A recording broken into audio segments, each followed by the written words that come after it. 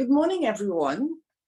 And as Liz has said, my name is Elaine Unubu, and I'm the chair of the Greater Manchester Older People's Network Steering Group. It's great to see so many people here today. It demonstrates the interest and value placed on this event. I am delighted to share with you our aims and objectives and the approach that the network has taken towards research so far.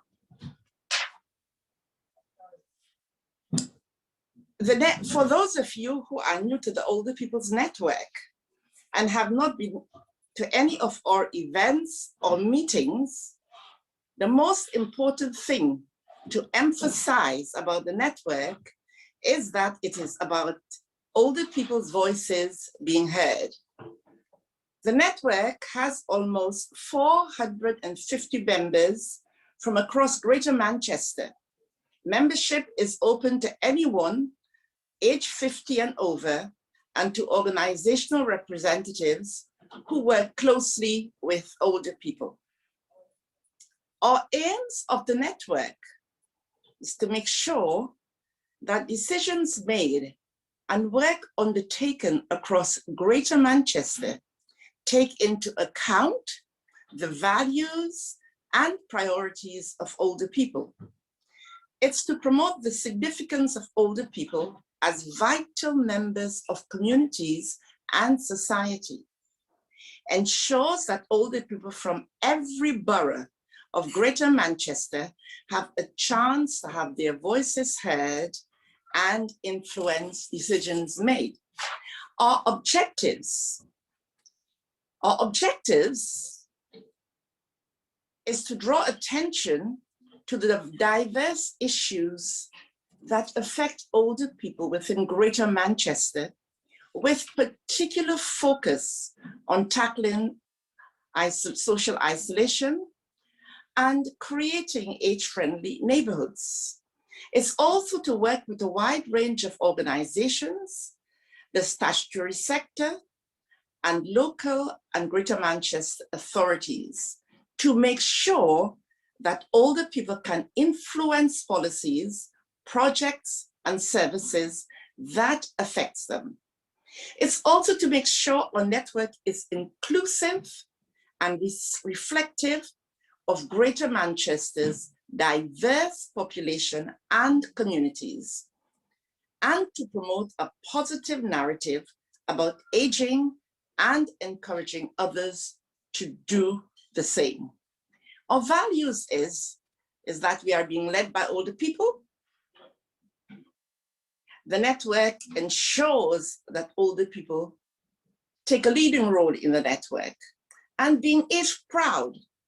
The network's celebrating aging and to emphasize our contributions. And it is also of being representative and inclusive, encouraging the input of older people from across the range of Greater Manchester and representing all voices, including the most marginalized. Prior to the pandemic, the network had a clear model, and we had adopted to get older people's voices heard and fulfill our aims and objectives. We held regular large events where attendees were a mixture of older people, organizational representatives, and policy and strategy leads.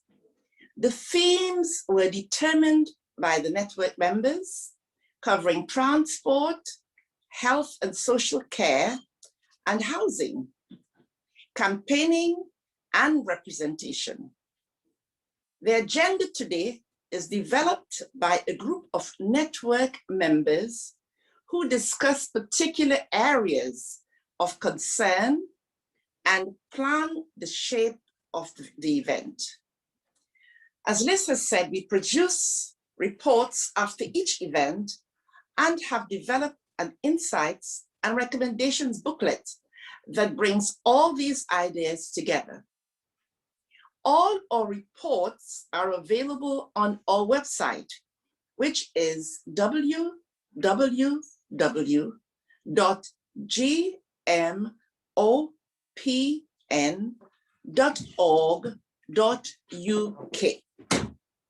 Until last year, this was the main model that Older People's Network had adopted in relation to research. Over the past year, obviously, we have not been able to hold our larger scale events, although we very much hope that we will soon be able to meet in person. We need to maintain momentum and make sure that our recommendations turn into action. We now have working groups on key issues of transport, health and social care, and housing. Judy Collins from the network will be talking more about these later. Finally, I'm going to talk about how our partnership with Manchester University and the Healthy Aging Group can help us to make sure that older people's voices are heard and that your opinions are taken into account and results into real action. We can work with the university to make sure that older people have the opportunity to input into these research projects at all stages, from identifying areas of research, being involved as co-researchers, in focus group, or as interview subjects, through to have findings are shared in a way that is accessible and meaningful. After the break, Jill Strainthorpe from the Older People's Network and Jane McDermott from the University of Manchester will be talking to you about a very concrete example how working together in this way has already brought some fantastic results. The Greater Manchester Older People's Network is about making sure that all older people have a voice. The more we get involved in the work that we are doing from all backgrounds and communities, the more representative we can be of older people. We want to welcome everyone to take part and to recognize how valuable your experiences are and how they can have a positive impact. Thank you. Thank you so much, Elaine. That was really useful and really gave a little bit of a flavour about what the Older People's Network is all about. And I think that inclusivity is a huge priority for the network, and therefore we've decided to focus quite a lot today around barriers to people getting involved, in acknowledgement of that. So with that in mind, I'm going to now introduce Alison Littlewood from Manchester University, who's going to talk a little bit about barriers to research and introduce the first small group session. So welcome, Alison. Thank you, and thanks to Liz and Elaine for that introduction. It's great to see you all here today. So I'm going to be introducing the first breakout room. My name's Alison Littlewood. I'm a research programme manager at the University of Manchester, and I work with the Healthy Ageing research team.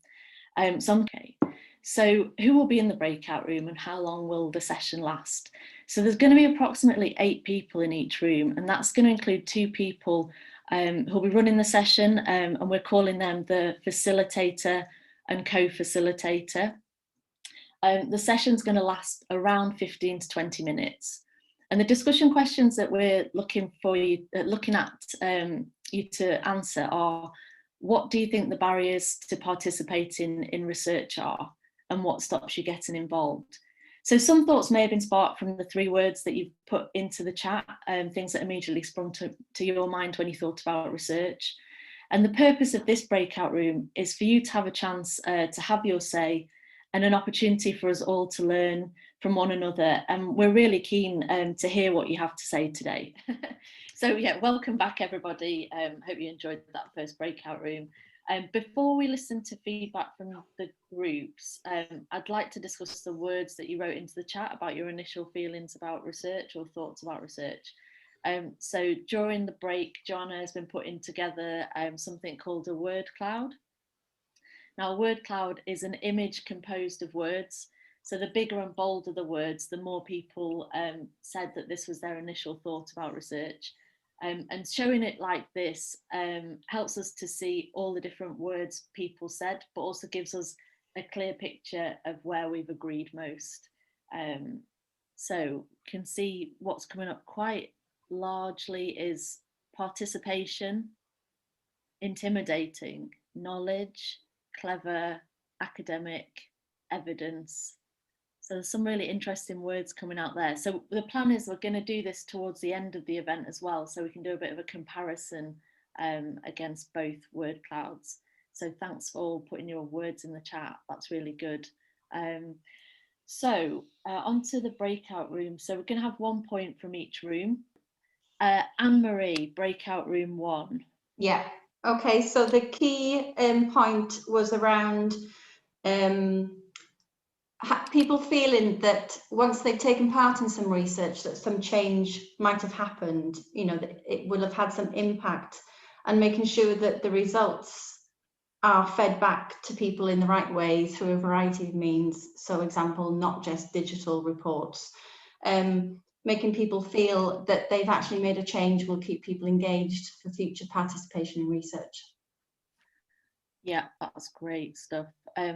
Group 2, Alex. We also talked about that issue as well. I think that's really important. I think if I could summarise our discussion in one as one issue, I think it's about being clear with people about the commitment that's involved, what's expected of people when they're getting involved in research, so that they know, for example, how much time they may be asked to give. They understand what's going to be asked of them, and then also that they understand what's going to happen as a result of their involvement, as we've just heard.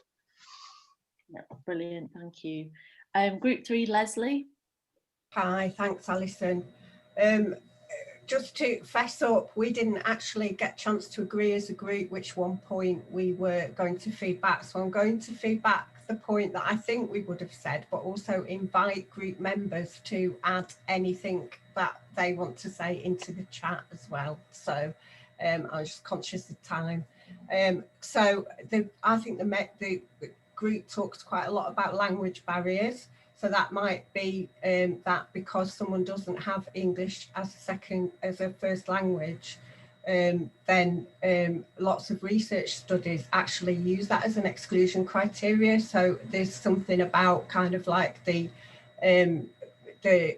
researchers putting in the effort to kind of get the funding and put things in place in order to remove those barriers. And we also talked about language in terms of jargon as well. So they're kind of like in the research field, there's lots of jargon that can feel quite kind of excluding and difficult to get your head around. So kind of language in those two senses. Yeah, they're really important points. Thanks, Leslie. So group 4, Beth.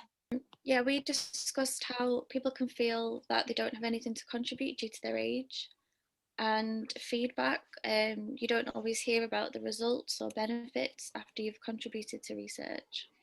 Yeah, thank you. Group 5, Helen. So our group, we had some really good conversations, but probably one of the things was about participants seeing it, or older people seeing it as being very academic. So an acknowledgement that older people are experts by experience and have their life experience, and making it clear to older adults that they can contribute that, and that's really important to our research. And then again, we had, again, if anybody else wants to add, do put it in the chat, but we that thing about it having to be relevant to engage and fun and a value, and even if it's not a value for you, but you can see where it's going, where it's going to make a difference to someone. Brilliant, thank you. Group 6 is Sam. Yep. So we had a good discussion, and I think the key point that we agreed on is having more influence of the research that's being done rather than what the policymakers or other people or the researchers dictate, and also an element of transparency. So where does the funding come from, what are the end results, and how it impacts going forward. Really good, thank you. Group 7, Sarah. We talked quite a lot about how it's really important to include the most isolated people, who are people who maybe don't leave the house and live with long-term health conditions, and how to reach those people to involve them in research. And there was some discussion about kind of using existing links and using sort of intermediaries, like it was suggested perhaps domiciliary care agencies, because they're private, don't get approached as kind of people to involve older people in research. That might be a way of doing it. And also building on some of the good work that's happened during the pandemic, particularly around the sort of mutual aid and the door-to-door support that's happened with collecting prescriptions and delivering things, and whether those are ways that could be used to engage with people who wouldn't otherwise engage with research. Thank you, that's great. So group 8, we've got Claire. We also in access came up. In fact, in the 3 words thing, the theme that came through was a concern about inaccessibility. So, but the big point to feedback from the discussion was we talked about restrictions. So a group of researchers and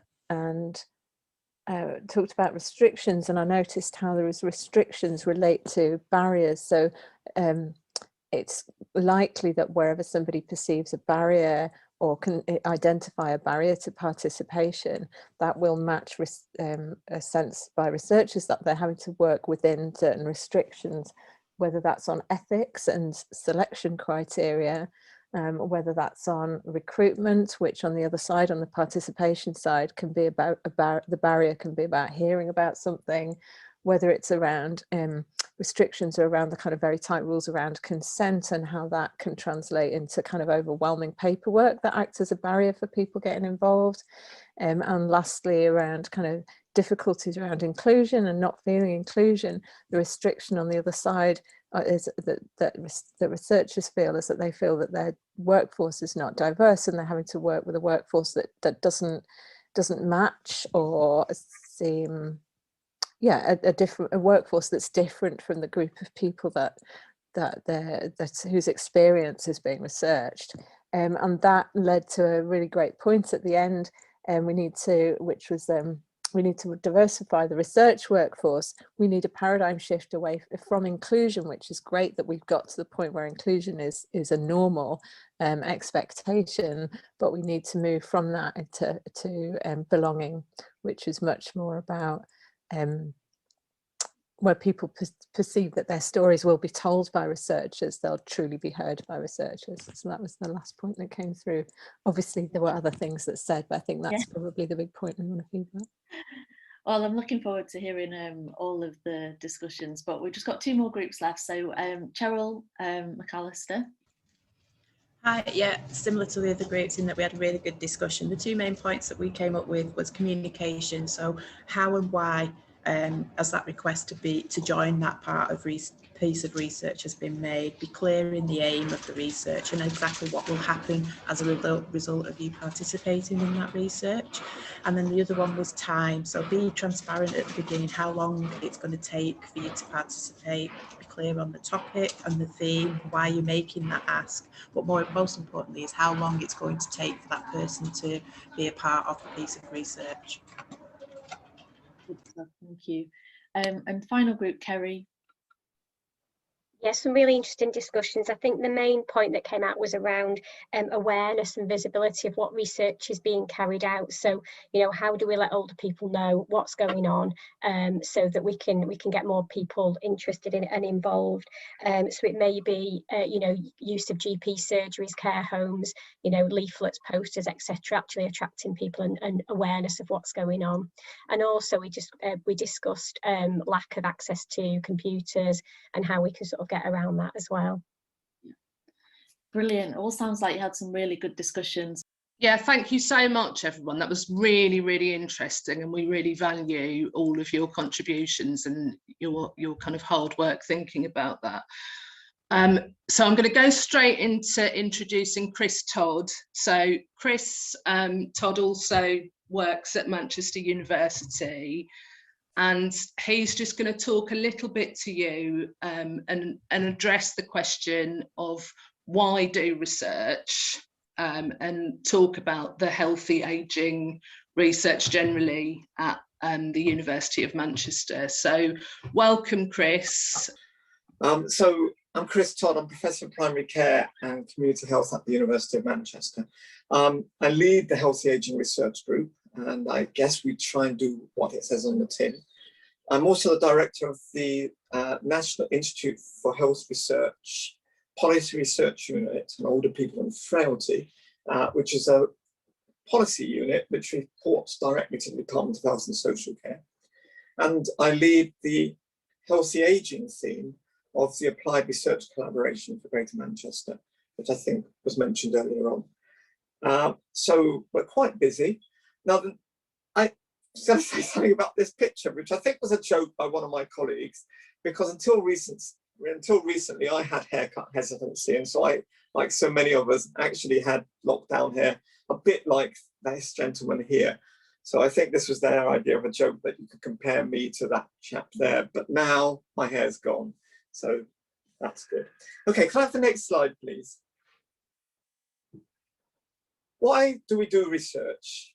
Well, I think the main reason is to ensure that there is evidence to make sure that health and social care is based on evidence which is effective. That is, that it works, that we have health and social care interventions, things that we do with people that work, rather than just being something that it's what we've done for many years. We try and identify the evidence to ensure that good health care is provided and that's effective. And ultimately, of course, that's to improve the health and well-being and the lives of people living in our communities. So here in Greater Manchester, I think that we believe that it's very important to do work that is directly relevant to the population of Greater Manchester.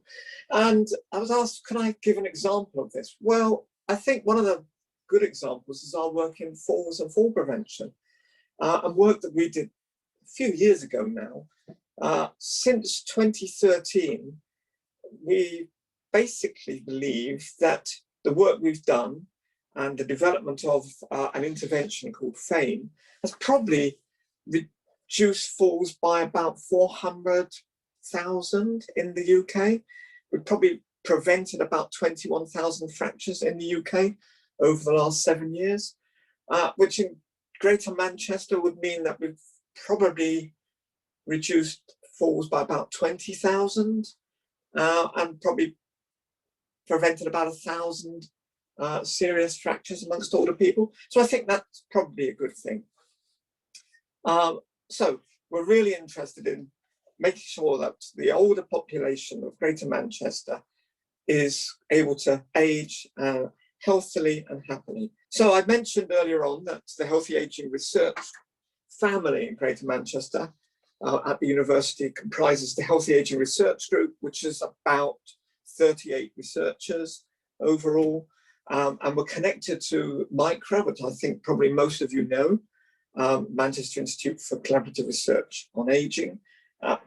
Directly connected in, I sit on the board of MICRA, and we talk very closely all the time.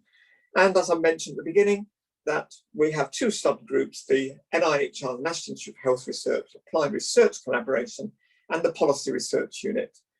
And we work with older people, with older peoples and carers and their families, with patients and healthcare professionals. And we look at services, a lot of what the services are, what they provide, and what is good practice in service provision. And we take it very seriously that we amplify the voices of all the communities to try and leverage change across policy, both nationally and in Greater Manchester. So we really want work that has direct effect and brings about change. So what kind of thing do we do? What kind of areas? Well, we work in the areas of, as I mentioned earlier, fall prevention. We've got expertise across a whole series of different areas. Fall prevention is a kind of really core area of our work. But fall prevention, one of the most effective ways of preventing falls is by promoting physical activity and promoting exercise. So we do quite a lot of work in that area, promoting strength and balance exercises, because there's plenty of evidence that that works. But it only works if people do it. And so we're really interested in how we help people to take part in activities and exercise to be healthy. We have a program of work looking at nutrition and diet and health. Leave it there, but that's what we do. We look at people's nutrition and try and help to identify better diets and how they can be delivered. We look at rehabilitation of musculoskeletal conditions. So we're quite interested in, if people have had injuries, how do we help with the rehabilitation? I think a lot of our work in the last 5 years or so, and actually quite a lot of our work during COVID pandemic, has been looking at the development of technologies. How can technologies be used to help people age well? And that's it. Apps, for example, for falls prevention, but apps which deliver more general health information, health interventions, such as diet and nutrition.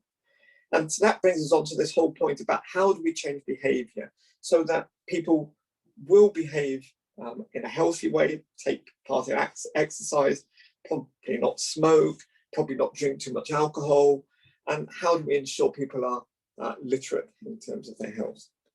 So we're really committed to working with older people and their critical involvement in our work, especially in the design of things like the technology. So there's no point having a technology which looks great if you're 21, but actually when we get a bit older, I'm a bit older myself, you don't know how to use it. We need technologies which we can use.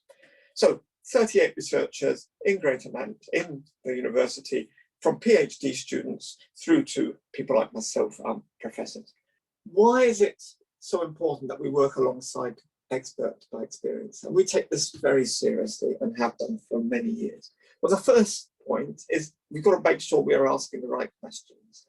And people who have lived experience are helping us all the time to ask the right questions.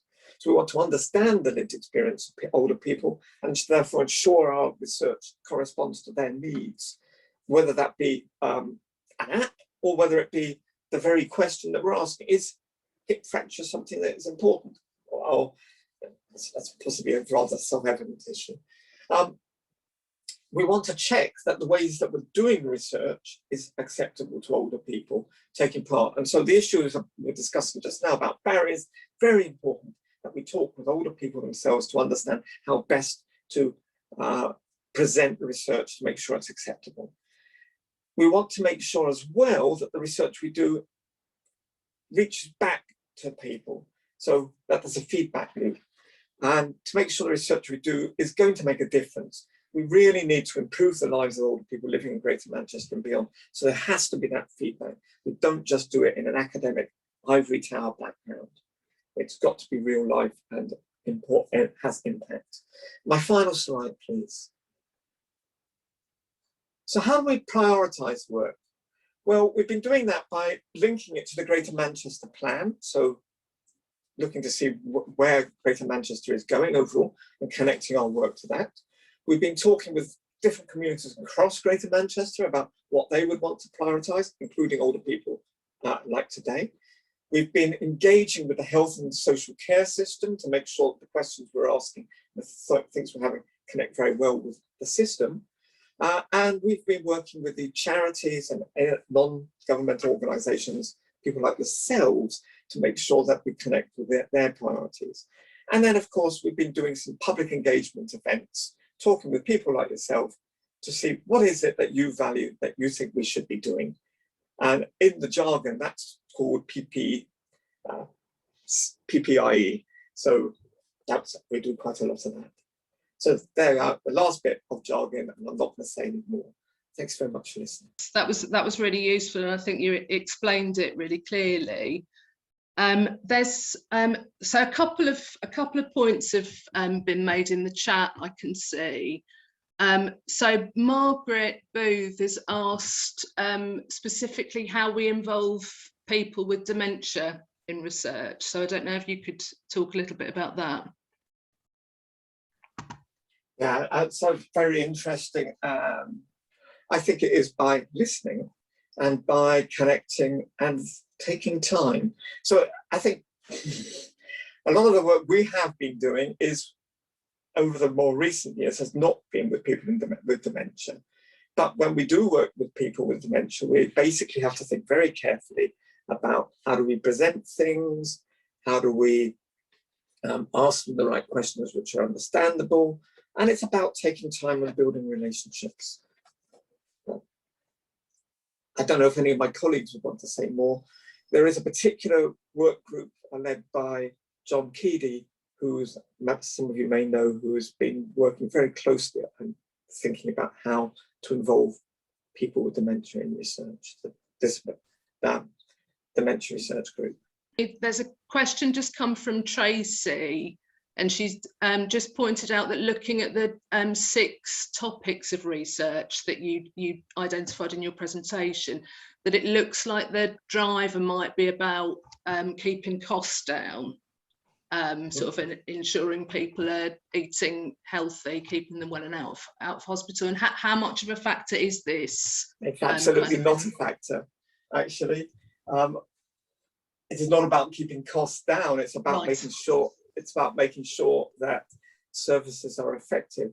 And I think, you know, it would be great if we could change the way that we spend money in the health service away from putting people back together and to actually making sure they don't get sick in the first place.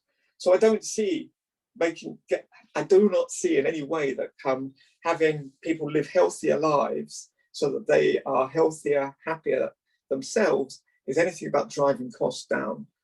And one of the things that we were discussing sort of in our group, which I think has been put in the chat as well, was about who pays for research, because I think one of the questions and one of the potential barriers was maybe a little bit of questioning from people about how political sort of research was and what was driving it. And well, the taxpayer pays for a lot of the research in the UK. So a lot of the work that we do is funded by government. And so taxpayers, us, are paying for that research ultimately. And so how is that agenda set? Well, of course, that is partly set at a government level, but an organisation like the NIHR does a lot of engagement, saying, well, what are the important issues? What should we be taking forward?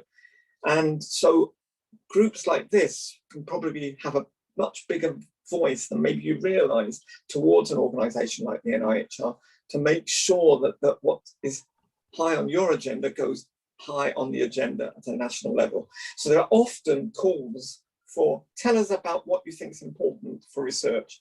And that's a way that if people put information, put topics in, they can ensure those, hopefully those topics go higher up the agenda. Funding is also, of course, through the charities, but the work that we do isn't through the drug companies or anything like that. We don't have much connection with any commercial. Now, I say much because we've been doing a little bit of work with technology people recently, but it's all public purse research. But I just want to ask one final question to Chris, if that's okay. And that's from Owen Power, and he was just asking how you ensure that people who are deaf have a voice. That's a very good question, Owen. And there is a particular group in our school which you probably know, which is it's a social research for deaf people group. So they're led by Alice Young, and we do work with Alice. So that work is very much focused on the deaf community. Brilliant. We would like very much to work with ageing deaf communities, and there is some work that we're talking about at the moment, which we'd hope to do in the future. So I'm now going to go straight in and introduce our next speakers. So that is Jane McDermott, also from the University of Manchester, and Jill Strainthorpe, who are going to be talking about some of the work that we've done already and telling the story of the Keeping Well at Home campaign. Thanks, Liz. Hi, everybody. I'm just going to talk to you very specifically about a piece of work that's been happening over the last 12 months, which has very much had older people at the heart of it, but also working very closely with the Greater Manchester Combined Authority and all the different people are part of the system, what we could say, that work around us and are part of our lives every day. So I just want to kind of cast everybody's mind back to about 14 months ago now, when in March we had the announcement of the lockdown. Now the national announcement for the complete lockdown was on the 23rd of March, but what we do know is about a week before that, everybody over the age of 70 was told to stay at home, to shield and to isolate, especially anybody who had a long-term condition or any kind of health condition that might maybe put them at higher risk of catching COVID. So we were told to lock down. At that time, we were keen to try and understand what was going on, and the combined authorities, very specifically the Ageing Hub, which is one of the 10 priorities of Greater Manchester, and you'll know that there's ageing leads across the whole of the city, or that's how the infrastructure works. And so they put together a weekly group, and in that weekly group were lots of different people, including older people and the Greater Manchester Older People's Network members. It was Health and Social Care Partnership, it was community voluntary groups, it was a really broad range of members, including us as a Healthy Ageing Research Group, ageing leads from across local authorities. It was a really diverse group of people who were feeding back about what we were hearing and listening in terms of the experiences of older people, what people were saying. It felt like to be left at home, to be at home, to be isolating, when previously they'd been going out, were active participants in local community, engaged in a range of activities, and then suddenly were told to stay at home, some of them without any green space outside, some people feeling really quite anxious and worried. The narratives that were coming out, or the language that was coming out of government, was all digital by default. Everything was online. There was no other forms of communication. And we were sort of scratching our head and listening and thinking, we really need to respond to this in a really pragmatic way. We need to respond quickly and efficiently to actually deliver something that is going to get the right information out to people, also that will help them think about health and well-being while they're at home, how to look after themselves well. And so we were like, we really need to do this, and what's the best way to do it? So of course because of our trusted relationships with the Older People Network, we knew that what evidence we needed to get out there, what we needed to talk to people, and because of all the information that we had to our hand, or the expertise, like how do we get this out to people? So this is how the Keeping Well campaign was born, and how it started. It was really shows the power of good partnership working, of how we were listening, we're learning, responding, and delivering an inclusive response to a state of national lockdown at a time of national crisis. So we're actually now going to play you a short film, which just gives you the story of that, the Keeping Well campaign over the past 12 months. Thank you, Victoria. And then after that, Jill's going to say a few words as well from her perspective as an older person being involved in this campaign. Magic.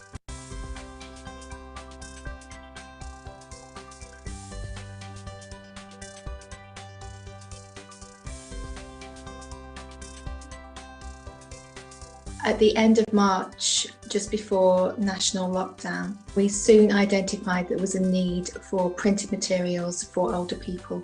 There was very much a digital first communication strategy being used by the government, and we knew that there was a lot of older people who either weren't online or didn't access information online around things like health and well-being.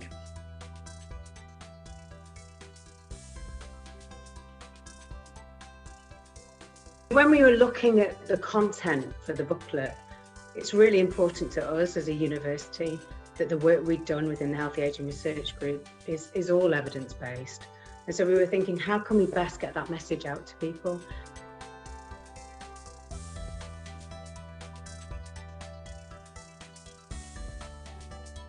Older people are going to be the recipient of this booklet.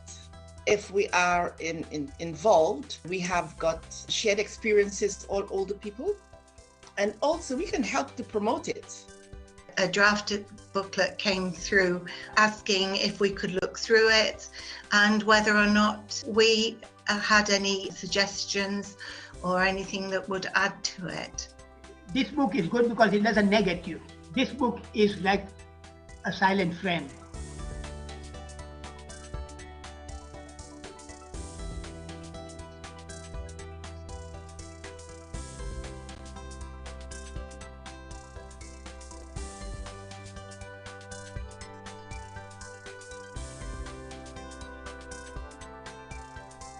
We got contacted from the local authority who said, could we contact members and how many members could we contact? So we had a database of around just short of 1,000 people that we worked with.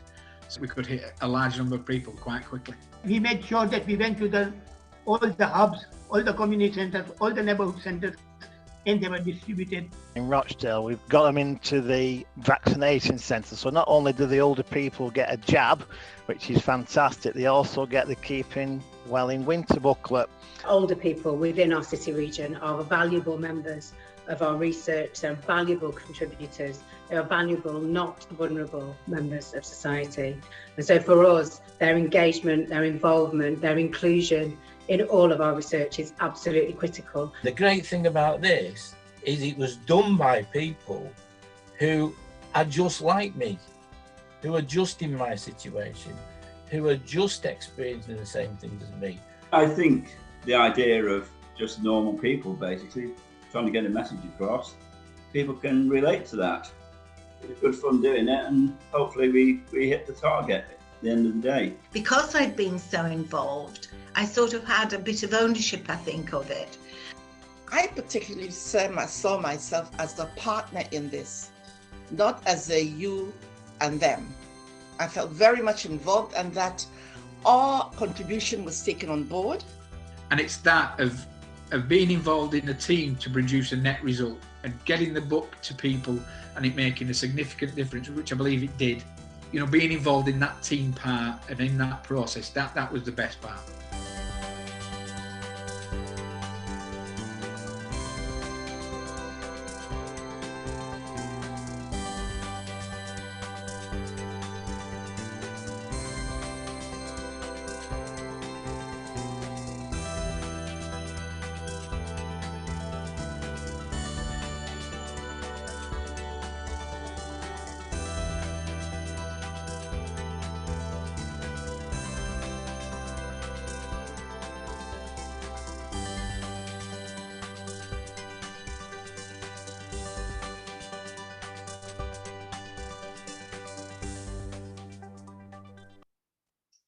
Thanks, Victoria. So I'm just going to pass over to Jill now, who's going to talk about her involvement in this campaign. Good morning, everybody. My name's Jill Strainthorpe, and I'm the Bury representative for the Greater Manchester Older People's Network steering group. As you could see in the film, the completion of the books depended upon the collaboration of a number of trusted partners. The voice of older people as experts by experience was absolutely key. And because the Greater Manchester Older People's Network was a partner right from the start, it meant that our input was sought at a very early stage. We had the opportunity to influence the type of content we believed would be appreciated from the perspective of being in the very position that the recipients of the booklet were. Further meetings engaged the older people's network even more, and it was those older voices that determined the text size, style and colours, approved the illustrations, contributed to quotes, and commented on how the information was presented to make it acceptable to an older audience. That wasn't the end of our participation, though. Many of our members supported their local authorities with the distribution or made suggestions as to how it could best reach its intended audience.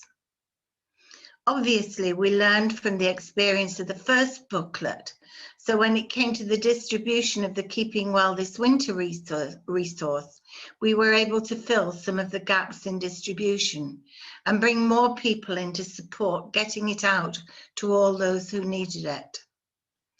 We have also been involved in the promotion of the Keeping Well This Winter book through radio and video, and have seen it translated into other formats, ensuring the inclusion of minority, ethnic and sensory impaired groups.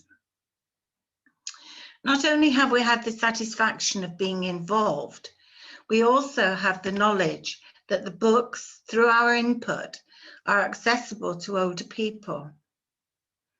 I said in the video that because we had such full involvement at all stages, we were really able to have a sense of ownership. The fact that it's been welcomed across Greater Manchester, adapted across the country and abroad, and even been written about by the World Health Organization has given us a great sense of pride. Older people doing something ourselves, taking action that really makes a difference and has an impact on people's lives. Thank you for listening.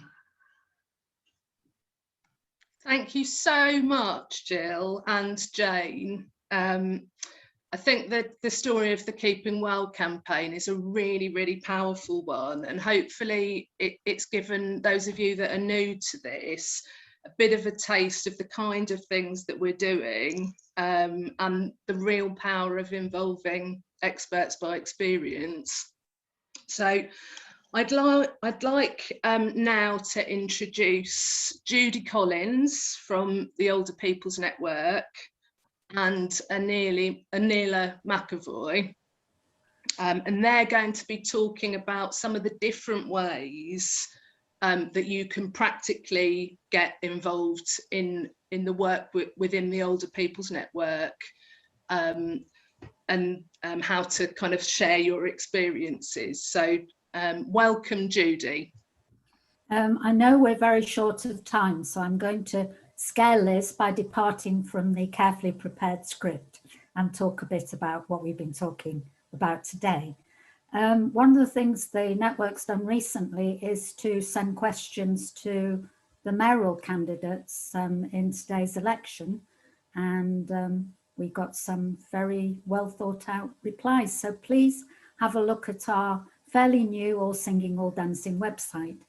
And we've been talking a bit about, well, how do I get involved? Well, the Older People's Network is a really good place to start, because we do get approached by lots and lots of people, not just from the university, but all over.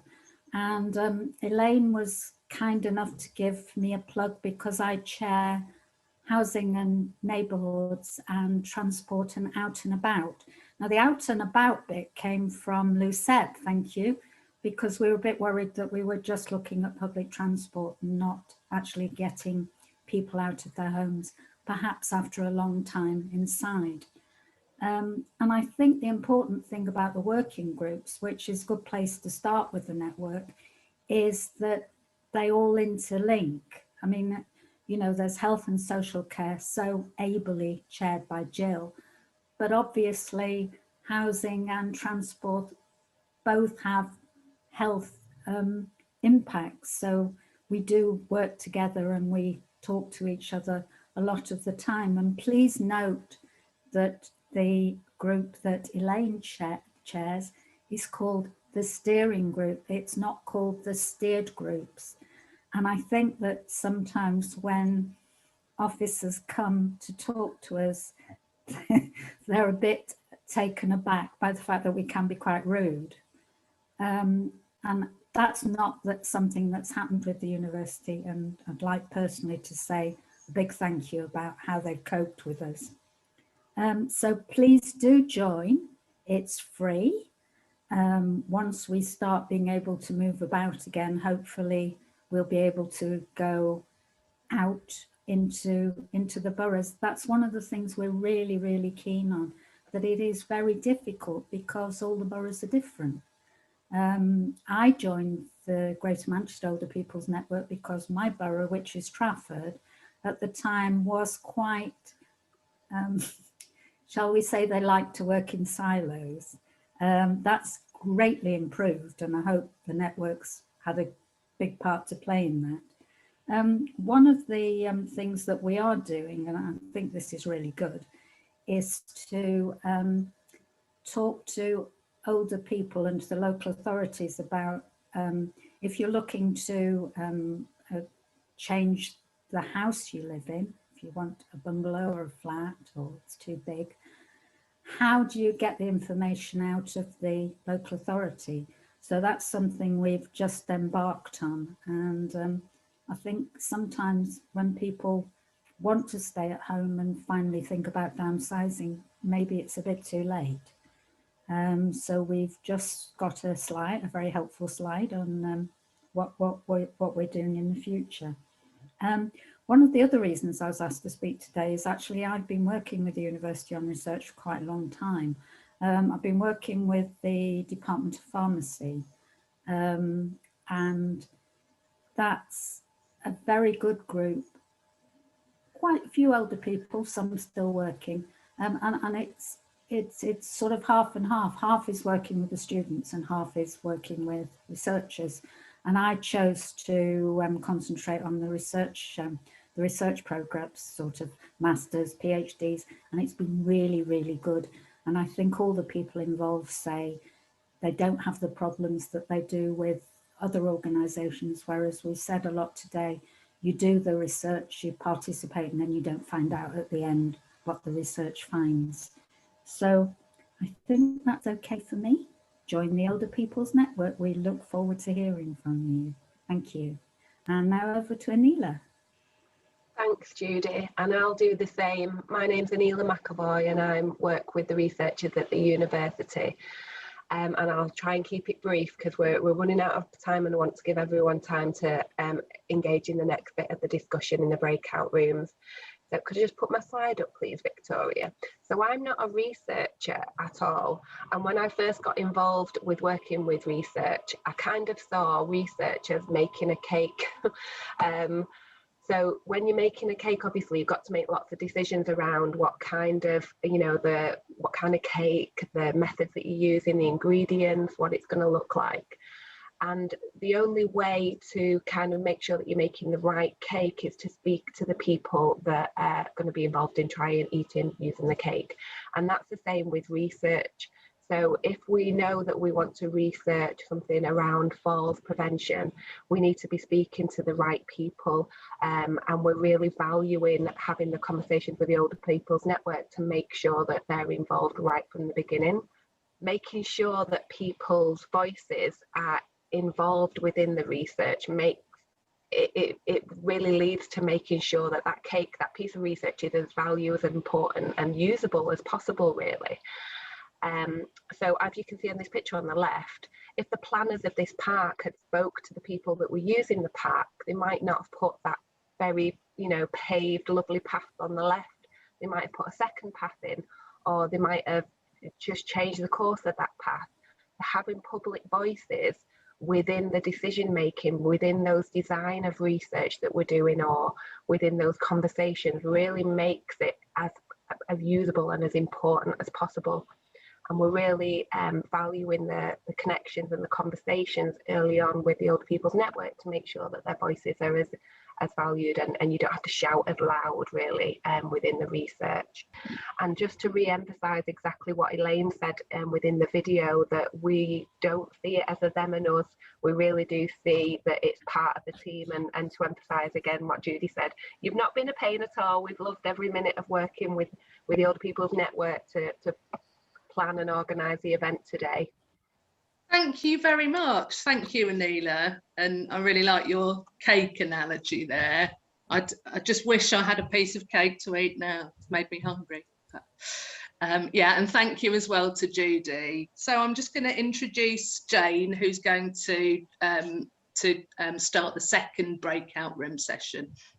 So the discussion questions for this breakout are: what 3 words sum up your thoughts on research now? So after you've seen and heard the things that we've talked through today, examples, what kind of research that we do, examples of working together, and also what are you taking away from today's event? And have your views to research changed at all? We are going to do another word cloud, but we're going to ask your facilitators to deal with that for us at the end, and then we can feed back just quickly in a slightly more efficient way at the end of this session. Jane is now going to just do a brief summing up. Yeah, thanks, Liz, and thank you, everybody. We've had some really fantastic contributions, but also discussions today, and I'm sure all your breakout rooms have led to some really deep dives into some of the issues that are really important to you. Can I just ask all facilitators, co-facilitators, to just put the words that were in there from their breakout room, so that Joanna is actually going to do another word cloud whilst I just kind of do a summary, and then we'll have a quick look at that. So today we've kind of all come together. We've heard about, you know, the purpose of this event, how we co-created it. We've also heard about the Older People's Network, how it was set up, what the purpose of it is.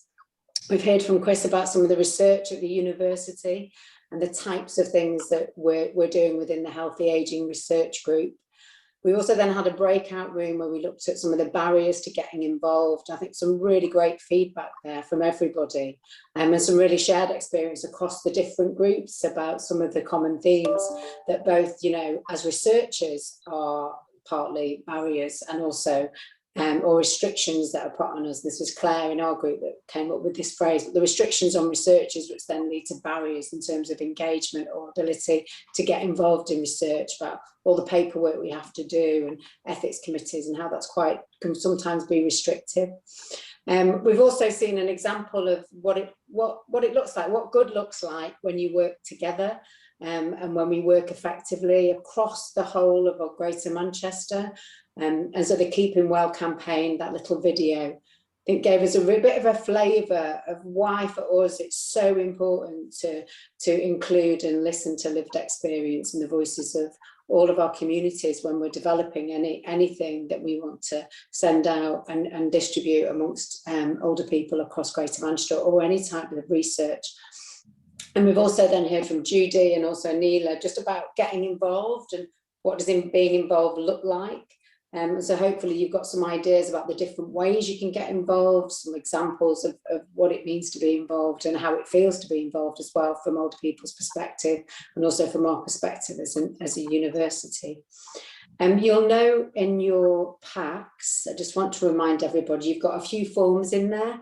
So first of all, you've got the document that Anila adhered to, which was about how to get involved or what you'd like to be involved in. So there is a form for you to complete there that you can just complete. There's also an evaluation form, which we would again ask you if you would please feed back to us. It's really important to us that we listen to how you found the event, if there's any way we can improve it, and also future events, what you might want to include in them.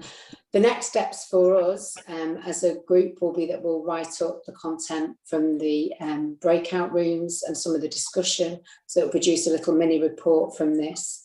It is the first event of its kind, certainly virtually. I know the Older People's Network run a range of really fantastic, far-reaching events, but for us, in terms of a collaborative event working together that we co-created with the Older People's Network as the Healthy Ageing Research Group, it's the first one for us. It's our first virtual one. I think it's gone pretty well, not too many technical issues.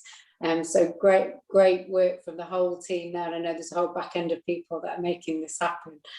So yeah, it's the first of its kind, but I would hope that we will all meet physically in the space at some point in the future. And I hope that time comes sooner rather than later, certainly. So if somebody, if Joanna, I'm not sure if you've had time to produce a word cloud.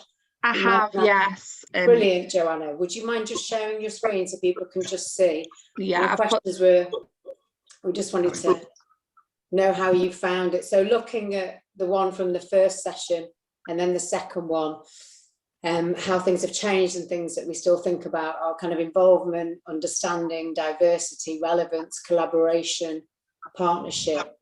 So there are two really nice ways of actually starting to think about what we might be learning from this experience today.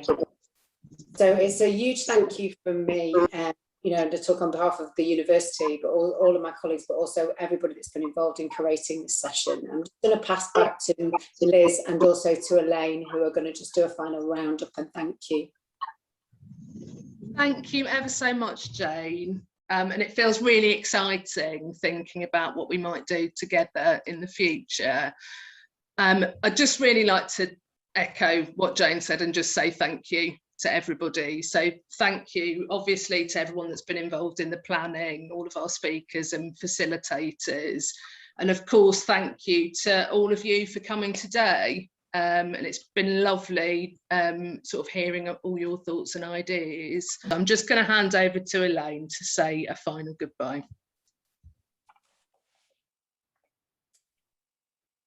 I'd like to thank you all for coming to the event and trust that you found it valuable. And it's hope that you were able to demystify any myths that you have, and that you are encouraged to join our Greater Manchester Older People's Network and the research group. And I will end with a New Zealand saying, Kia ora tu, let us learn from each other. Thank you.